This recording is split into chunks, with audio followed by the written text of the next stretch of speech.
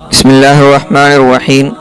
रोज़े का मकसद तकवा की शमा रोशन करना है। या अय्युहल्लज़ीना आमनू कुतिबा अलैकुमुस्सियाम कमा कुतिबा अलल्लज़ीना मिन क़ब्लिकुम लअल्लकुम तत्तक़ून। ऐ ईमान वालो, तुम पर रोज़े फ़र्ज़ किए गए जैसे पिछली उम्मतों पर फ़र्ज़ किए गए।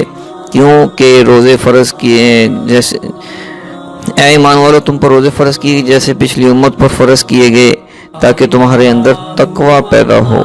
यानी रोज़ा असल में इसलिए तुम्हारे ज़िम्मे शुरू किया गया है ताकि इसके ज़रिए से तुम्हारे दिल में तकवा की शमा रोशन हो।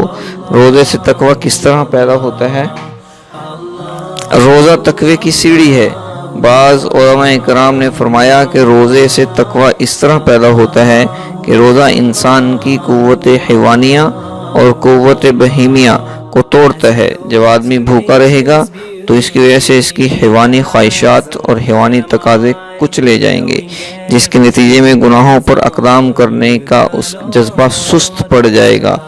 तकवा के मानी कि रोज़े से तकवा हासिल होगा। तकवा के मानी ये हैं कि अल्लाह जल्ल शानुहू की अज़मत के इस्तेहज़ार से, इसके गुनाहों से बचना, यानी ये सोच कर कि मैं अल्लाह ताला का बंदा हूँ और अल्लाह ताला मुझे देख रहे हैं। अल्लाह ताला के सामने हाजिर होकर मुझे जवाब देना है और अल्लाह ताला के सामने पेश होना है। इस तसव्वुर के बाद जब इंसान गुनाहों को छोड़ता है तो इसका नाम तकवा है। जैसे कि अल्लाह जल्ल शानुहू फरमाते हैं, वअम्मा मन खाफ मकाम रब्बिही वनहा नफ्स अनिल हवा, सूरतुन नाज़िआत आयत नंबर 40। यानी जो शख्स इस बात से डरता है कि मुझे अल्लाह ताला के दरबार में हाजिर होना है और खड़ा होना है, और इसके नतीजे में वो अपने आप को हवाए नफ्स और ख्वाहिशात से रोकते हैं, तो यही तकवा है।